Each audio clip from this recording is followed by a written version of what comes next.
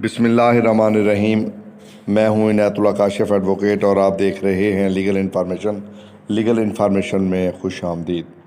دوستو، جیسا کہ آج ہم بات کریں گے انویلیڈیٹی فارم جو ہے وہ PE0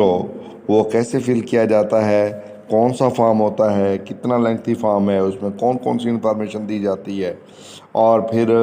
اس کا طریقہ کار کیا ہوتا ہے، اس کے کالم کون کون سے ہوتے ہیں، یہ تمام تر تفصیلات آج کی اس ویڈیو میں آپ کی خدمت میں پیش کی جا رہی ہے۔ جیسا کہ آپ کے علم میں ہے کہ ہم نے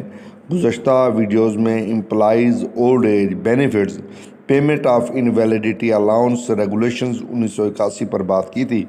اور اس کے حوالے سے ہم نے آپ کو بتایا تھا کہ جب کوئی بندہ انویلڈ ہو جاتا ہے، معذور ہو جاتا ہے، تو پرماننٹ انکیپیسٹی کی صورت میں، مستقل نااہلی کی صورت میں پھر اس کو کیسے میڈیکل بورڈ میں پیش ہونا ہوتا ہے، اس کا کیا طریقہ کار ہے، پھر جو ہے وہ الاؤنس کیسے جاری ہوتا ہے، کتنے مہینے کے لیے جاری ہوتا ہے، اور پھر وہ مدت جب ختم ہو جاتی ہے 3 ماہ کی تو پھر دوسری مدت کہاں سے شروع ہوتی ہے، پھر میڈیکل کا طریقہ کار کیا ہوتا ہے، اگر کوئی ناجائز طور پہ پیسے انویلیڈیٹی الاؤنس وصول کرتا ہے تو پھر اس کی وصولی کا طریقہ کار بھی ہم آپ کو بتا چکے ہیں۔ تو آج ہم آپ کو بتائیں گے فارم فل کرنے کا طریقہ کہ EOBI کا جو فارم ہے یہ کیسے فل کیا جاتا ہے۔ سب سے پہلے تو یہ ذہن میں رکھ لیں کہ یہ فارم PE0 کہلاتا ہے، یہ فارم PE0 کہلاتا ہے، اور اس فارم کو اینیکس کیا گیا ہے EOAB payment of invalidity allowance regulations 1981 کے ساتھ، اور یہ جناب ہم آپ کو اپنی اسکرین پر شو بھی کر دیتے ہیں، اور تاکہ ہم آپ کو سمجھانا شروع کر دیں۔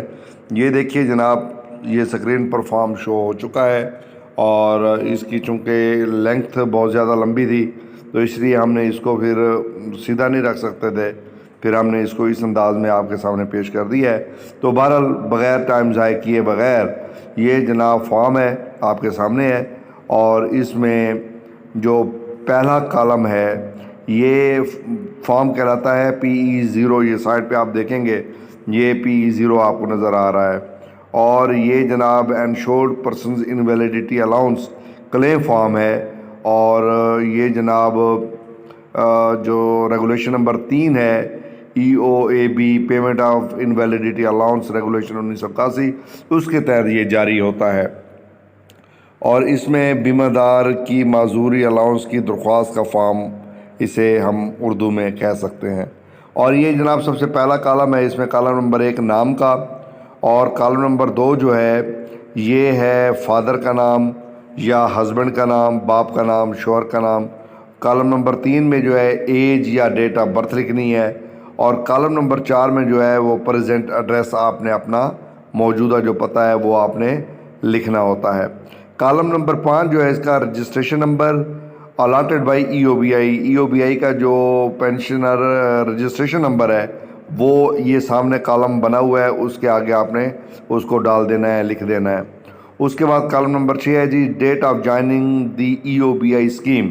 کس تاریخ کو سب سے پہلے آپ EOBI میں رجسٹر ہوئے، آپ نے EOBI کو جوائن کیا، ڈیٹ آف جوائننگ جو ہے وہ آپ نے لکھنی ہے، اور منسلک ہونے کی تاریخ جو ہے وہ آپ نے لکھنی ہے۔ اس کے بعد کالم نمبر 7 ہے جناب، یہ ہے پوزیشن آف انشوریبل امپلائمنٹ، آپ کہاں کہاں آپ نے کام کیا،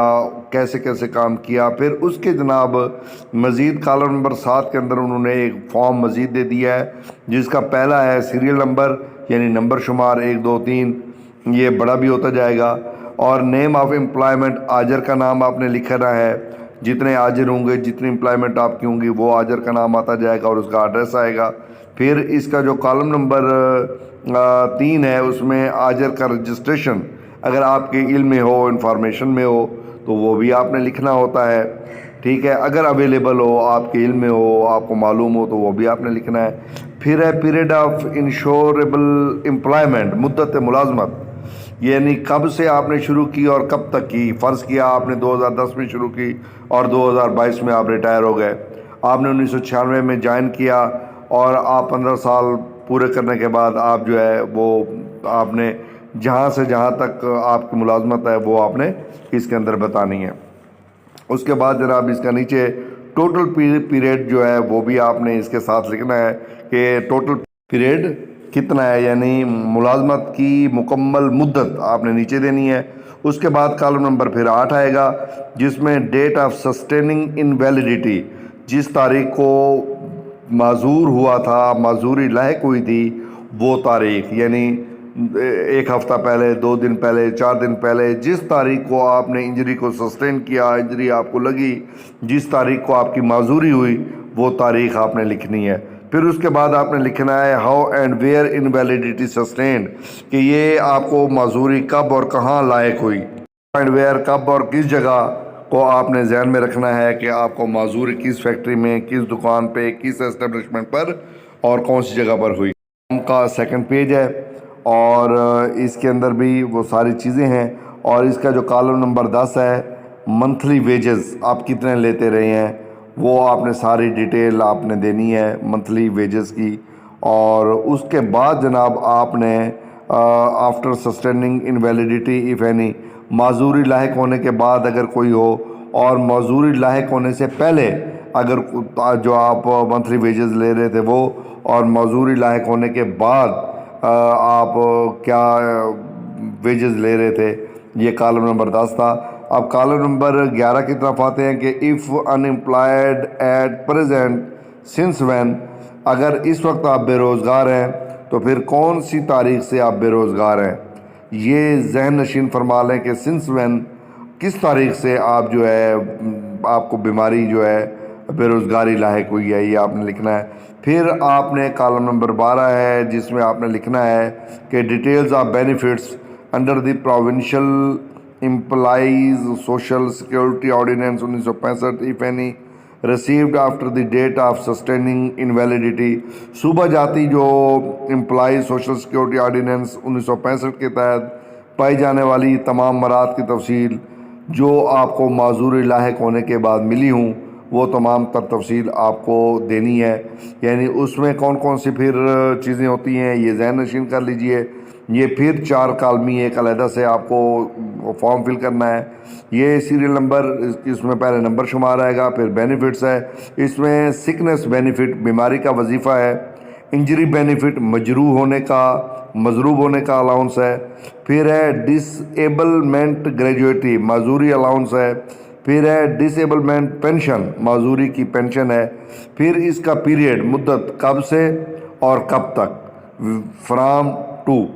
اور پھر آپ نے لکھنا ہے اماؤنٹ پر منتھ، ماہانہ رقم جو آپ کو ملتی رہی ہے اس کی تمام تر ڈیٹیل آپ نے لکھ دینی ہے۔ پھر آخر میں جناب یہ آپ نے ڈیکلریشن جو ہے وہ فل کرنا ہے۔ ڈیکلریشن میں پھر وہی ڈیکلریشن ہوتا ہے کہ اسے بیان حلفی سمجھ لیں، اقرار نامہ سمجھ لیں، کہ جس کا جو ہے وہ آپ یعنی انگلش میں فل کریں گے تو پھر وہی اپنا نام لکھیں گے، ولدیت زوجیت اپنے لکھیں گے، اور پھر اس میں آپ لکھیں گے کہ جو میں نے قوائف بھرے ہیں فارم کے اندر، جو میں نے معلومات دی ہیں، یہ ساری صحیح ہیں، درست ہیں، صحیح ہیں، اور کوئی بھی ضروری یا اہم معلومات اس کے اندر پوشیدہ نہیں رکھی گئی ہیں، ان کو کنسیل نہیں کیا گیا ہے۔ یہ تمام تر ڈیٹیل لکھیں گے، پھر اس کا پلیس لکھیں گے اپنی، پھر جگہ لکھیں گے، جناب ڈیٹ آ جائے گی، پلیس ڈیٹ، یہ دونوں چیزیں آ جائیں گی۔ آپ نے پھر اس ڈیکلیریشن کے نیچے اپنا سگنیچر کرنے ہیں، تھمب امپریشن ہے، تو جو بھی انشورڈ پرسن ہے جس نے یہ لینی ہے، جو اقرار نامہ لکھ کے دے رہا ہے، ڈیکلیریشن کر رہا ہے، اس نے اپنا دستخط انگوٹھے کر دینے ہیں۔ اور اس کے بعد آپ نے جو ہے ٹو اسپیسیمن سگنیچر ساتھ آپ نے وہ نیچے 2 کالم بنے ہوتے ہیں، اس میں آپ نے اگر سگنیچر ہیں تو سگنیچر اور تھمب امپریشن آپ نے یہ پھر یہ جو تھمب نیشن ہے، یہ جو 2 آپ سے لیے جائیں گے، سگنیچر بھی اور تھمب امپریشن بھی، یہ الاؤنس بک پہ ایفکس کیے جائیں گے، چسپاں کیے جائیں گے، لگائے جائیں گے، چواڑ دیے جائیں گے۔ فارم فل کرنے کا آپ طریقہ مکمل سیکھ چکے ہیں، اور تمام تر انفارمیشن جو ہے، جو ریلیونٹ انفارمیشن تھی، وہ آپ کو دے دی گئی ہے۔ پھر بھی آپ کا کوئی سوال ہے تو آپ کمنٹ باکس میں کو جا کے سوال کر سکتے ہیں. میری ٹیم وہاں سے آپ کا سوال پک کر لے گی اور انشاءاللہ آپ کو پھر جواب دے دیا جائے گا.